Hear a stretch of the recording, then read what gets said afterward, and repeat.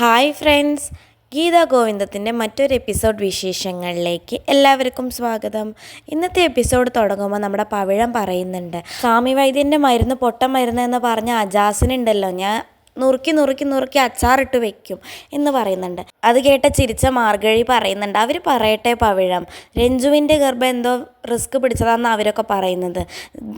മാരിയമ്മൻ തുണച്ചു കഴിഞ്ഞ് അവർ രണ്ടുപേര് രണ്ട് പാത്രത്തിലാക്കിയിട്ട് ഞാൻ ചോദിക്കും, എന്താ ഇപ്പം നിങ്ങൾക്ക് സാമിയച്ഛൻ്റെ മരുന്ന് വിശ്വാസമായോ എന്നൊക്കെ ചോദിക്കുമെന്ന് മാർഗഴി പറയുന്നുണ്ട്. അപ്പോൾ പവിഴം പറയുന്നുണ്ട്, നമുക്ക് ചോദിക്കണം മാർഗഴി, നമുക്ക് എന്തായാലും ചോദിക്കണം എന്ന് പറയുന്നുണ്ട്. പിന്നീടാണെങ്കിലും നമ്മുടെ ഗീതുവിൻ്റെ കാര്യം വരും പറഞ്ഞത് മാർഗഴി ആലോചിക്കുന്നുണ്ട്. ഗീതുവിന് ഡുവൽ പേഴ്സണാലിറ്റി ആണ്, അതൊക്കെ അങ്ങനെ വിചാരിച്ചിട്ട് നമുക്ക് രഞ്ജുവിന് മരുന്ന് കൊടുക്കാൻ പോവാം. പിന്നീട് ഗീതു അതറിഞ്ഞാലും ഗീതു മറന്നു പോയതാണെന്ന് അവൾ വിചാരിച്ചോളും എന്നൊക്കെ മാർഗഴി മനസ്സിൽ ആലോചിക്കുന്നുണ്ട്. പിന്നീട് കാണിക്കുന്നത് റിസോർട്ടിലിരിക്കുന്ന ഗീതുവിനെയും ഗോവിന്ദിനെയാണ്. ഗീതു ആണെങ്കിലും റിസോർട്ടിലെ റൂമിൽ ബോറടിച്ചിരിക്കുന്നുണ്ട്. ഗോവിന്ദാണെങ്കിലും ഓൺലൈൻ മീറ്റിംഗ് അറ്റൻഡ് ചെയ്യാനുള്ള പുറപ്പാടിലാണ്. എന്നിട്ട് ഗീതു ആണെങ്കിലും ബോറടിച്ചിട്ട് ഗോവിന്ദൻ്റെ ഫോണൊക്കെ വാങ്ങിക്കുന്നുണ്ട്. എന്നിട്ട് പറയുന്നുണ്ട്, മതി ഫോൺ ജോലി ചെയ്തത്, എനിക്കിവിടെ ബോറടിച്ചിരിക്കുമ്പോഴാണ് നിങ്ങളുടെ ജോലി കാര്യം എന്നൊക്കെ പറയുന്നുണ്ട്. അപ്പോൾ ഗോവിന്ദ് പറയുന്നുണ്ട്, എനിക്കൊരു ഓൺലൈൻ മീറ്റിംഗ് ഉണ്ട്, അത് നമ്മുടെ കമ്പനിയുടെ ഫ്യൂച്ചറിനെ ബാധിക്കും അത് അറ്റൻഡ് ചെയ്തില്ലെങ്കിൽ എന്നൊക്കെ പറയുന്നുണ്ട്. അപ്പോൾ ഗീതു പറയുന്നുണ്ട്, എന്നെ ഇവിടെ ബോറടിച്ചിരിക്കണോണ്ട് നമ്മുടെ ലൈഫിൻ്റെ ഫ്യൂച്ചർ മാറും, ഞാൻ ഇവിടുന്ന് ഇറങ്ങി പോകും എന്നൊക്കെ പറയുന്നുണ്ട്. അപ്പോൾ ഗോവിന്ദ് പറയുന്നുണ്ട്, എന്തൊരു കഷ്ടമാണ്, ജോലി ചെയ്യാനും സമ്മതിക്കില്ലേ എന്നൊക്കെ പറയുന്നുണ്ട്. അപ്പോൾ ഗീത ചോദിക്കുന്നുണ്ട്, എന്നെ ഇവിടെ തടവറയിലാക്കി വെച്ചിട്ടല്ലേ, ഒരു ശുദ്ധമായി ശ്വസിക്കാൻ പോലും എന്നെ പുറത്ത് വിടുന്നില്ലല്ലോ എന്ന് പറയുന്നുണ്ട് ഗോവിന്ദിനോട്. അപ്പോൾ ഗോവിന്ദ് പറയുന്നുണ്ട്, നീ ഇപ്പോൾ ശുദ്ധമായി ശ്വസിക്കാൻ പോയി കഴിഞ്ഞാൽ നിൻ്റെ ഡുവൽ പേഴ്സണാലിറ്റി ഒരിക്കലും പുറത്ത് വരില്ല. നിനക്ക് നിൻ്റെ ഡുവൽ പേഴ്സണാലിറ്റി ആണോ മാറേണ്ടത്, അതോ ശുദ്ധമായി ശ്വസിക്കലാണോ ഏറ്റവും വലുതെന്ന് ചോദിക്കുന്നുണ്ട്. പിന്നെ ഗീത ചോദിക്കുന്നുണ്ട്, എന്താ ഇവിടെ വന്ന് നിൽക്കുന്നത്, എന്താ ഇവിടുത്തെ പ്ലാൻ, അതൊന്നും ശരിക്കും പറയുമോ എന്നൊക്കെ ചോദിക്കുന്നുണ്ട്. അപ്പോഴാണെങ്കിലോ ഗോവിന്ദിനൊരു കോള് വരുന്നുണ്ട്. നമ്മുടെ താഴത്തെ സ്റ്റാഫിൻ്റെ കോളാണ്, ആ റിസോർട്ടിൻ്റെ താഴത്തെ സ്റ്റാഫിൻ്റെ കോളാണ്. എന്നിട്ട് സ്റ്റാഫ് വിളിച്ച് പറയുന്നുണ്ട്, സാർ ഗീതാഞ്ജലി മാഡം വന്നിട്ടുണ്ട് എന്ന് പറയുന്നുണ്ട്. അപ്പോൾ ഗോവിന്ദ് പറയുന്നുണ്ട്, ഇനി ഞാൻ ചോദിക്കാൻ പോകുന്ന ചോദ്യങ്ങൾക്ക് എസ് ഓർ നോ എന്ന് മാത്രം ഉത്തരം പറയുക എന്ന് പറയുന്നുണ്ട്. അവൾ ചോദിച്ചത് രഞ്ജുവിനെ ആണോ എന്ന് ഗോവിന്ദ് ചോദിക്കുന്നുണ്ട്. പിന്നെ അപ്പോൾ സ്റ്റാഫ് പറയുന്നുണ്ട് എസ് സാർ എന്ന് പറയുന്നുണ്ട്. അപ്പോൾ എന്നിട്ട് ഗോവിന്ദ് പറയുന്നുണ്ട്, ഞാൻ ഒരു 5 മിനിറ്റ് വെയിറ്റ് ചെയ്യാൻ പറഞ്ഞു എന്ന് രഞ്ജു വെയിറ്റ് ചെയ്യാൻ പറയൂ, അത് കഴിഞ്ഞിട്ട് ഞങ്ങളുടെ റൂം നമ്പർ പറഞ്ഞു കൊടുക്കുമോ എന്ന് പറയുന്നുണ്ട് ഗോവിന്ദ്. പിന്നീട് ആ സ്റ്റാഫ് മാർഗഴിയോട് പറയുന്നുണ്ട്, മാഡം ഒരു 5 മിനിറ്റ് കഴിഞ്ഞിട്ട് രഞ്ജു മാഡം വന്നോളാൻ പറയുന്നുണ്ട് എന്ന് പറയുന്നുണ്ട്. അപ്പോൾ മാർഗഴിക്കാണെങ്കിലും ദേഷ്യം വരികയാണ്, എന്തിനാ ഞാൻ കാത്തു നിൽക്കേണ്ട ആവശ്യം, അവളുടെ ഏട്ടത്തിയമ്മയല്ലേ ഞാൻ, അത് ഈ റിസോർട്ടിൻ്റെ മുതലാളിയുടെ ഭാര്യയല്ലേ ഞാൻ, പിന്നെ എന്തിനാ ഞാൻ കാത്തു നിൽക്കേണ്ട ആവശ്യം എന്നൊക്കെ മാർഗഴി ചോദിക്കുന്നുണ്ട്. അപ്പോൾ സ്റ്റാഫ് പറയുന്നുണ്ട്, അത് ഇവിടുത്തെ ഒരു പോളിസിയാണ് മാം, അത് മാമിന് അറിയില്ലേ, ഗസ്റ്റുകളുടെ അനുവാദം കൂടാതെ നമുക്ക് അവരുടെ റൂമിലോട്ട് പോകാനുള്ള ആരെയും അനുവദിക്കാൻ പറ്റില്ല, ഗോവിന്ദ് സാർ അറിഞ്ഞാൽ പ്രശ്നമാവും, മാം ഒരു വഴക്കുണ്ടാക്കരുത് എന്നൊക്കെ പറയുന്നുണ്ട്. അപ്പം മാർഗഴി പറയുന്നുണ്ട്, ശരി ഞാനായിട്ടൊന്നും ഉണ്ടാക്കുന്നില്ല, 5 മിനിറ്റ് ഞാൻ വെയിറ്റ് ചെയ്തോളാം എന്ന് പറയുന്നുണ്ട്. പിന്നീട് കാണിക്കുന്നത് ഗീതുവിനെയും ഗോവിന്ദിനെയാണ്. ഗീതു ചോദിക്കുന്നുണ്ട്, നമ്മളെ കാണാൻ ആരോ വരുന്നുണ്ടെന്നാണ് കണ്ണേട്ട ആദ്യം പറഞ്ഞത്, ഇപ്പോൾ ഇതാ പറയുന്നു രഞ്ജുവിനെ കാണാൻ ആരോ വരുന്നുണ്ട്, എന്താ ശരിക്കും ഇവിടെ നടക്കുന്നത്, അതിന് രഞ്ജു ആണെങ്കിൽ ഇവിടെ ഇല്ല, അന്ന് വെങ്കടേഷ് ഞങ്ങളെ കാണിച്ച് എന്നെ സർപ്രൈസ് ചെയ്ത പോലെ ആരെങ്കിലും കാണിച്ച് എന്നെ സർപ്രൈസ് ചെയ്യാനാണോ, എന്താ ശരിക്കും കണ്ണേട്ടൻ ഉദ്ദേശിക്കുന്നത് എന്നൊക്കെ ഗീത ചോദിക്കുന്നുണ്ട്. അപ്പോൾ ഗോവിന്ദ് പറയുന്നുണ്ട്, അന്ന് രഞ്ജു നിൻ്റെ ഡുവൽ പേഴ്സണാലിറ്റി കണ്ടു എന്ന് പറഞ്ഞില്ലേ, അത് എങ്ങനെയാണെന്ന് നിനക്ക് ഏതാനും നിമിഷങ്ങൾക്കകം മനസ്സിലാവും, അതേ കാര്യം തന്നെയാണ് അന്ന് രേഖയും കാഞ്ചനയും ഒക്കെ കണ്ടത്, അതെങ്ങനെയാണെന്ന് ഇപ്പം നിനക്ക് മനസ്സിലാവും, നീ ഒരു 5 മിനിറ്റ് ഇവിടെ ഇരിക്കേ എന്നൊക്കെ ഗോവിന്ദ് ഗീതുവിനോട് പറയുന്നുണ്ട്. എന്നിട്ടാണെങ്കിൽ ഒരു ചെയർ എടുത്തിട്ട് ഗീതുവിനെ ജനലിൻ്റെ അടുത്ത് കൊണ്ടുയിരുത്തുന്നുണ്ട്. എന്നിട്ട് പറയുന്നുണ്ട്, നീ ഇവിടെ തന്നെ തിരിഞ്ഞിരിക്കണം, ഒരു പെൺകുട്ടി വന്നിട്ട് സ്വാമി വൈദ്യൻ്റെ ചികിത്സയും നാട്ടുവൈദ്യത്തെയൊക്കെ കുറിച്ച് പറയും, നിനക്ക് പിടിച്ചു നിൽക്കാൻ പറ്റുന്നോളം പിടിച്ചു നിൽക്കണം, തിരിഞ്ഞു നോക്കാതെ, മുഖം കൊടുക്കരുത് ആ കുട്ടിക്ക്, അത് കഴിഞ്ഞ് നിനക്ക് പറ്റില്ല, തിരിഞ്ഞു നോക്കാതെ നിനക്ക് പറ്റില്ല എന്ന് തോന്നുമ്പോൾ മാത്രം നീ തിരിഞ്ഞു നോക്കണം, അതുവരെ നീ തിരിഞ്ഞു നോക്കരുത് ഗീതു എന്നൊക്കെ പറഞ്ഞു കൊടുക്കുന്നുണ്ട്. അപ്പോൾ ഗീതുവിനാണെങ്കിലും അതൊക്കെ കേട്ട് പേടിയാവുന്നുണ്ട്. കണ്ണേട്ടൻ എന്താ വട്ട് പിടിച്ചോ, എനിക്കെന്താ ആകെ പേടിയാവുന്നു, എന്താ ഉദ്ദേശം, എന്താ പ്ലാൻ എന്നൊക്കെ ഗീതു ചോദിച്ചുകൊണ്ടേ ഇരിക്കുന്നുണ്ട്. അപ്പോൾ ഗോവിന്ദ് പറയുന്നുണ്ട്, വലിയ ഊർവശി അവാർഡ് നേടിയവളാണ് നീ എന്നൊക്കെയല്ലേ നിൻ്റെ പറച്ചില്ലേ, അപ്പം എനിക്ക് കാണട്ടെ, നിനക്ക് എത്ര നേരം രഞ്ജുവായിട്ട് അഭിനയിക്കാൻ പറ്റുമെന്ന് എനിക്കൊന്ന് കാണണം എന്നൊക്കെ പറഞ്ഞിട്ട് ഗോവിന്ദ് ആ റൂമിൽ നിന്ന് പുറത്തിറങ്ങുന്നുണ്ട്. എന്നിട്ട് അജാസിനെ വിളിക്കുന്നുണ്ട്, അജാസെ നിങ്ങൾ പുറപ്പെട്ടോളൂ എന്ന് പറയുന്നുണ്ട്. അപ്പോൾ അജാസ് പറയുന്നുണ്ട്, ശരി സാർ, ഭദ്രൻ എൻ്റെ കൂടെ തന്നെ ഉണ്ട്, ഞാനും അയാളിപ്പോൾ വരാമെന്ന് പറയുന്നുണ്ട്. എന്നിട്ടാണെങ്കിലോ അജാസ് കാർ എടുക്കാൻ വേണ്ടി കാറിൻ്റെ ഉള്ളിലോട്ട് പോകുന്നുണ്ട്. അവിടെയാണെങ്കിലോ ഭദ്രൻ മദ്യപിക്കുന്നുണ്ട്. ഭദ്രൻ പറയുന്നുണ്ട്, അജാസേ, ഒരു സന്യാസി മദ്യപിക്കുക എന്ന് പറയുന്നത് വലിയ തെറ്റായിട്ടാണ് ഇവിടെ കാണുന്നത്. പക്ഷെ അങ്ങ് വിദേശത്ത് ഡൽഹി, ബോംബെ അവിടെ സ്ഥലങ്ങളിലൊക്കെ മദ്യപിക്കുന്നത് തെറ്റല്ല. അതൊക്കെ കണ്ടിട്ടുള്ളവനാണ് ഈ ഹിമാലയൻ സ്വാമി എന്നൊക്കെ പറയുന്നുണ്ട്. അജാസാണെങ്കിലോ ഇതൊക്കെ കേട്ട് ചിരിച്ചുകൊണ്ടേ ഇരിക്കുന്നുണ്ട്. എന്നിട്ട് പറയുന്നുണ്ട്, അതെനിക്കറിയാലോ, സ്വാമിക്ക് ഇവിടെ ഒന്നും കിട്ടുന്നില്ല എന്ന് എനിക്കറിയാം, അതുകൊണ്ടല്ലേ ഞാൻ കാറ് തന്നെ എല്ലാം തന്നത് എന്നൊക്കെ പറയുന്നുണ്ട്. എന്നിട്ട് അജാസ് ചോദിക്കുന്നുണ്ട്, സ്വാമിക്ക് ഒഴിവുണ്ടെങ്കിൽ നമുക്ക് ഒരു സ്ഥലം വരെ പോയാലോ എന്ന് ചോദിക്കുന്നുണ്ട്. അപ്പോൾ ഭദ്രൻ പറയുന്നുണ്ട്, ഓ പോവാലോ, നമുക്കൊരു കുഴപ്പമില്ല, നമുക്ക് ഇഷ്ടംപോലെ സമയമുണ്ട്, നമുക്ക് എവിടെ വേണമെങ്കിലും പോവാം, ഞാൻ ഇവിടെ തന്നെ ആരും കാണാതെ ഇവിടെ ഇരുന്ന് മദ്യപിച്ചോളാം എന്ന് പറയുന്നുണ്ട്. എന്നിട്ട് അജാസ് പറയുന്നുണ്ട്, ആ ശരി ആയിക്കോട്ടെ, സ്വാമിക്ക് എന്താ വേണ്ടത് വെച്ചാൽ ഞാൻ വാങ്ങിത്തരാം എന്നൊക്കെ പറയുന്നുണ്ട്. എന്നിട്ട് ഭദ്രൻ പറയുന്നുണ്ട്, പക്ഷേ സന്ധ്യയ്ക്ക് വിളക്ക് വയ്ക്കാറാവുന്ന സമയത്തും എൻ്റെ ഭവനത്തിൽ എന്നെ വിടണം എന്ന് പറയുന്നുണ്ട് ഭദ്രൻ. അപ്പോൾ അജാസ് പറയുന്നുണ്ട്, ഓ ആയിക്കോട്ടെ, ഞാൻ വിടാം സ്വാമി എന്ന് പറയുന്നുണ്ട്. പിന്നീട് കാണിക്കുന്നത് മാർഗഴി രഞ്ജുവിൻ്റെ റൂമിലോട്ട് പോകുന്നതാണ്. എന്നിട്ട് റൂമിലെത്തിയ മാർഗഴി ഗീതുവിനോട് പറയുന്നുണ്ട്, രഞ്ജു ആണെന്ന് വിചാരിച്ച് ഗീതുവിനോട് പറയുന്നുണ്ട്, രഞ്ജു, നമ്മുടെ ഈ റിസോർട്ടിലെ സ്റ്റാഫുകളൊന്നും നന്നല്ല, നമുക്ക് ഇന്ന് തന്നെ കണ്ണേട്ടനോട് പറഞ്ഞിട്ട് ഇവരെ ഇവിടുന്ന് പറഞ്ഞയക്കണം, അവർ എത്ര നേരം എന്നറിയോ എന്നെ തടഞ്ഞു വെച്ചത് എന്നൊക്കെ പറയുന്നുണ്ട്. അപ്പോൾ ഗീതു ആണെങ്കിലും മനസ്സിൽ വിചാരിക്കുന്നുണ്ട്, എൻ്റെ കണ്ണേട്ടനെ ഞാനല്ലാതെ കണ്ണേട്ടൻ എന്ന് വിളിക്കുന്നത് ഏതാ ഈ അലവലാതി, ഇവളുടെ മുഖം ഒന്ന് കാണണമല്ലോ, വെറുതെ അല്ല കണ്ണേട്ടൻ പ്രിയയുടെ ആരോ വരുന്നുണ്ട് എന്ന് പറഞ്ഞ് ഇത്ര നേരം ധൃതി പിടിച്ച് നിന്നിരുന്നേ, എടാ കണ്ണേട്ടാ ദുഷ്ട എന്നൊക്കെ മനസ്സിൽ വിചാരിക്കുന്നുണ്ട്.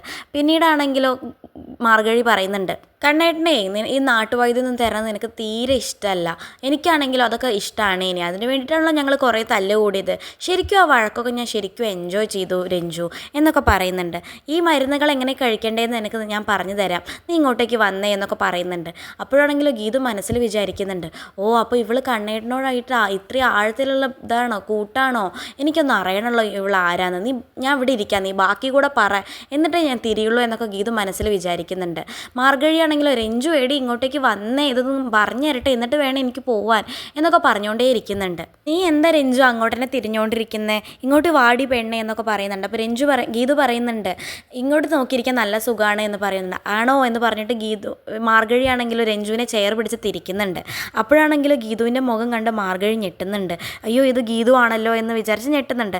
അതേപോലെ ഗീതു ആണെങ്കിലോ ഗീതുവിൻ്റെ പോലത്തെ മുഖം കണ്ട ഒരാളെ കണ്ടിട്ട് പേടിച്ച് നിൽക്കുന്നുണ്ട്. ഗീതു ആണെങ്കിൽ വിചാരിക്കുന്നത് പ്രേതമാണ്, നാഗവല്ലിയാണ് എന്നൊക്കെയാണ് ഗീതു വിചാരിക്കുന്നത്. എന്നിട്ട് ഗീതു ചോദിക്കുന്നുണ്ട്, ആരാ എന്ന് ചോദിക്കുന്നുണ്ട്. അപ്പോൾ മാർഗഴിയാണെങ്കിലും ഇത് കേട്ട് ഓടാൻ നിൽക്കുന്നുണ്ട്.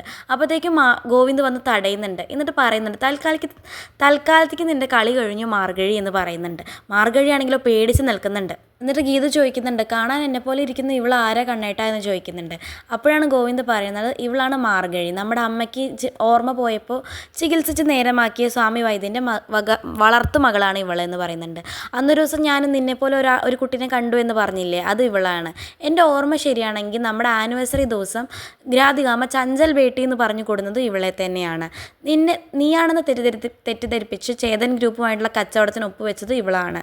ഇതൊക്കെ കേൾക്കുമ്പോൾ നീ വിചാരിക്കും മാർഗഴി ഒരു നല്ല കുട്ടിയല്ല, ചീത്ത കുട്ടിയാണ് എന്നൊക്കെ വിചാരിക്കും, ദുഷ്ടയാണ് അവൾ എന്നൊക്കെ വിചാരിക്കും. പക്ഷെ അങ്ങനെയല്ല, ഇതൊക്കെ ഇവൾ ചെയ്ത തിന്മകളാണ്. അപ്പോൾ ഗീതു പറയുന്നുണ്ട്, ഇതൊക്കെ ചെയ്തിട്ടും ഇവളെ എങ്ങനെ നല്ലതാ എന്ന് പറയുക, ഇവളെ എന്നെ ഭ്രാന്തിൻ്റെ വക്കിലൊക്കെ എത്തിച്ചില്ലേ, ഒന്നും ചെയ്തിട്ടില്ലല്ലോ ഞാൻ ഇവളോട്, പിന്നെ എന്നിട്ടും ഇവൾ എന്നോട് കുറേ ദ്രോഹങ്ങൾ ചെയ്തില്ലേ, ഇവളെങ്ങനെ നല്ലതാവുക, ഇവൾ ദുഷ്ട തന്നെയാണ് എന്നൊക്കെ ഗീതു പറയുന്നുണ്ട്. മാത്രമല്ല ഇവള് തട്ടിപ്പാണ് നടത്തിയത്, ആൾമാറാട്ടമാണ് നടത്തിയത്, അത് വലിയൊരു തട്ടിപ്പല്ലേ, അതൊരു വലിയ ക്രൈമല്ലേ, ഇവളെന്തായാലും അതിനുള്ള ശിക്ഷ അനുഭവിക്കണം എന്നൊക്കെ ഗീതു പറയുന്നുണ്ട്. ഇതിൻ്റെ ഇടയിലാണെങ്കിലോ നമ്മുടെ മാർഗഴി ഓടി രക്ഷപ്പെടാനൊക്കെ നോക്കുന്നുണ്ട്. അപ്പോൾ ഗീതു പറയുന്നുണ്ട്, കണ്ടിട്ട് പോലീസിനെ വിളിച്ചേ, ഇനി വെച്ച് താമസിപ്പിക്കേണ്ട, നമുക്ക് എന്തായാലും ഇവളെ അറസ്റ്റ് ചെയ്യിപ്പിക്കണം, കണ്ടിട്ട് പോലീസിനെ വിളിക്കുക എന്നൊക്കെ പറയുന്നുണ്ട്. അപ്പോൾ ഗോവിന്ദ് പറയുന്നുണ്ട്, അങ്ങനെയല്ല ഗീതു, നമ്മുടെ IT സൊല്യൂഷൻസ് വിൽക്കുന്നുണ്ട് എന്ന് നമ്മളെ അറിയിച്ചതും ഇവൾ തന്നെയാണ്, അതുപോലെ തന്നെ നിൻ്റെ പല്ലിനെ കുറിച്ച് കളിയാക്കിയിട്ട് നമുക്കൊരു വെൽവിഷറായിട്ട് വിളിച്ചിട്ടുണ്ടായിരുന്നില്ലേ, അതും ഇവൾ തന്നെയാണ്.